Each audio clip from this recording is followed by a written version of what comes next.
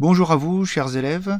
Je reviens vers vous pour la suite du cours sur l'intégration. Nous allons parler aujourd'hui des fonctions primitives. Alors, qu'est-ce qu'une primitive?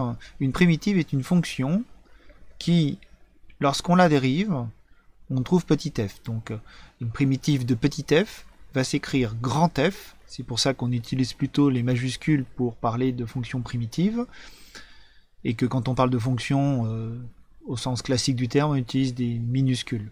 Donc on appellera primitive de petit f toute fonction dont la dérivée est petit f.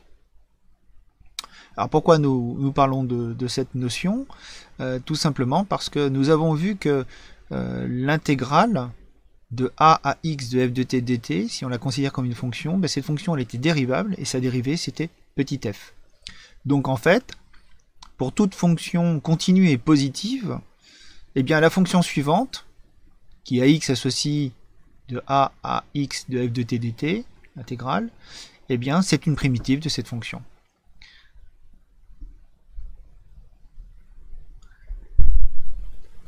Alors, essayons de regarder si on peut améliorer ces conditions, notamment sur le fait que la fonction soit positive.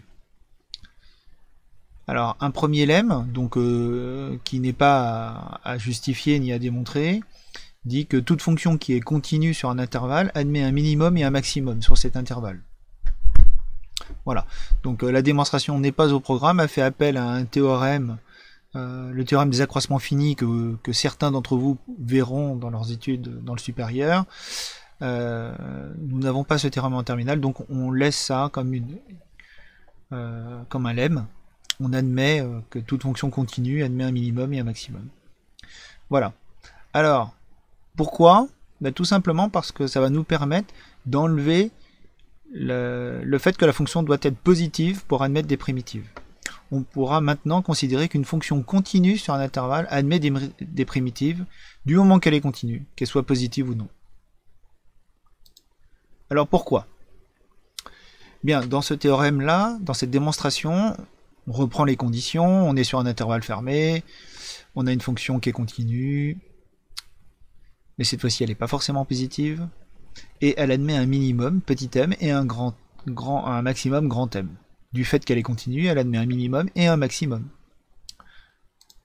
Ce qui nous permet d'introduire la fonction phi, petit phi de x, qui est la différence de f de x et de m. Alors pourquoi on fait ça? Ben, tout simplement déjà parce que grand phi est une fonction continue du fait que f est continu. Ensuite, eh bien, comme f admet petit m comme minimum, c'est-à-dire que toutes ces images sont plus grandes. Donc si on fait la différence de f de x et de m, eh bien on obtient toujours une quantité positive, ou nulle. Donc cette fonction phi, c'est une fonction qui est continue et positive.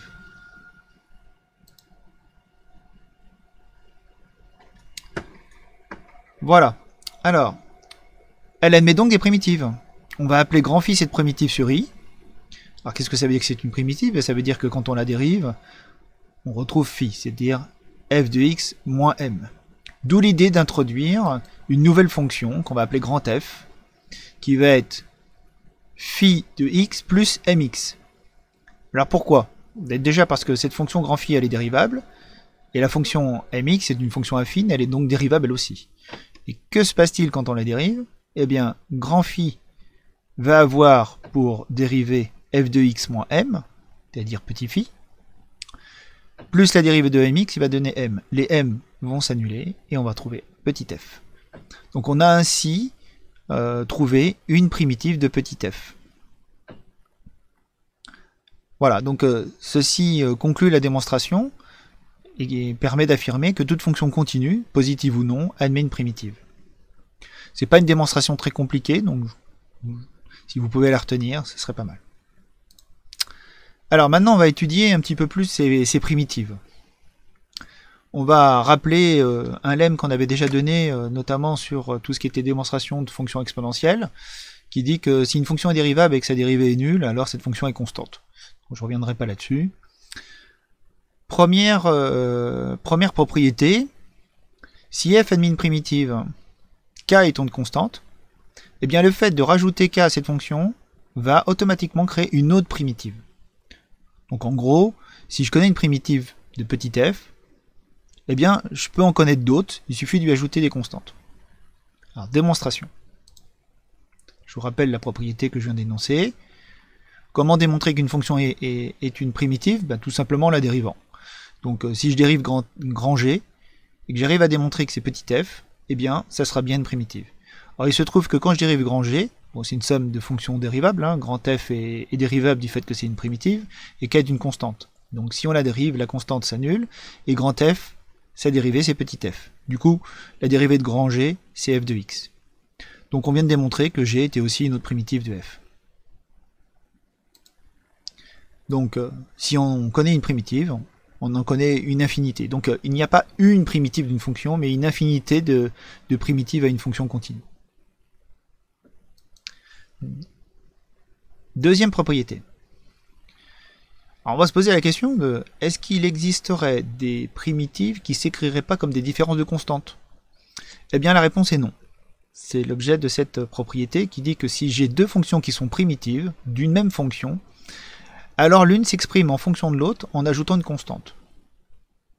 Voilà, donc si je trouve une primitive d'une fonction, je peux en trouver d'autres en ajoutant des constantes, et ce sont les seules que je pourrais trouver. Elle ne pourra pas s'écrire autrement. Alors pourquoi? Pour faire cette démonstration, on va créer la fonction g qui est la différence des deux fonctions qui sont des primitives.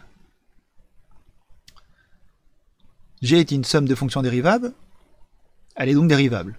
Donc on recommence, on va dériver cette fonction, grand f va donner f', donc grand f va donner grand f', qui est une primitive de petit f, donc petit f, et grand h, quand on va la dériver, c'est h', sa dérivée est aussi f, parce que c'est aussi une autre primitive de petit f. On a vu qu'il en existait plusieurs. Et la différence des deux va donner 0. Donc en gros, cette fonction g', elle est nulle. Qu'est-ce que ça veut dire pour g? Ça veut dire que g est une fonction constante. Or, on a posé que g, c'était f moins h. De ce fait, on peut en conclure que f est égal à h plus k. Donc en gros, si je prends deux primitives d'une fonction, eh bien elles sont reliées par cette égalité-là. F est égal à h plus une certaine constante. Voilà, donc dès que j'ai une primitive d'une fonction, je les connais toutes. Et je connais leur forme. Voilà, c'est ce que je viens de dire. Alors, dernier point, on peut se poser des questions sur le fait qu'une primitive s'annule ou pas en une certaine valeur. Eh bien, si f admet des primitives, alors il en existe qu'une seule qui s'annule en une valeur donnée. Qu'est-ce que ça veut dire qu'elle s'annule? C'est-à-dire que si grand f est une primitive de petit f, alors grand f de alpha, si c'est en alpha qu'on cherche à annuler la fonction, eh bien l'image de alpha sera égale à 0. Alors cette démonstration se fait en deux parties. On va déjà démontrer qu'effectivement il en existe, et après on va démontrer qu'il n'en existe qu'une seule. Comment on démontre l'existence? Tout simplement en posant une fonction comme celle-là. Donc on dit que grand f est une primitive de petit f, ça on peut l'affirmer parce que f est une fonction continue. Et on va créer la fonction h en faisant la différence de f de x et de f de alpha. Alors vous avez compris? J'imagine que puisque h est égal à f plus k, h est une autre primitive de petit f. Voilà. De plus, si je remplace x par alpha, qu'est-ce que je trouve? Je trouve f de alpha moins f de alpha qui va donner 0. Donc cette nouvelle fonction, h, non seulement c'est une primitive de petit f, mais en plus elle s'annule en alpha. Donc on vient de démontrer que si je considère une fonction, n'importe laquelle, du moment qu'elle est continue, eh bien elle admet une primitive qui s'annule en alpha. Maintenant montrons que il n'y en a qu'une seule. Alors pour faire ça, on va raisonner par l'absurde. On va supposer qu'il en existe deux. On va les appeler h et h1. Donc du coup, comme elles s'annulent en alpha, h de alpha égale 0 et h1 de alpha égale 0. Comme ce sont deux primitives d'une fonction, elles sont séparées par une constante. Donc l'une s'exprime en fonction de l'autre en ajoutant k. N'importe quelle valeur pour k. En tout cas, là, il en existe une. Puisque cette fonction s'exprime comme ça, cherchons la valeur de k. Du fait qu'on sait que ces deux fonctions s'annulent en alpha, je vais remplacer alpha, x par alpha. Qu'est-ce qui va se passer? Il va se passer que h1 de alpha ça fait 0, h de alpha ça fait aussi 0, donc on en conclut que k vaut 0. Mais si k vaut 0, ça veut dire que h1 est égal à h. Donc on est devant une contradiction, puisqu'on a supposé que ces deux fonctions étaient distinctes. Or, on vient de démontrer qu'elles étaient forcément égales.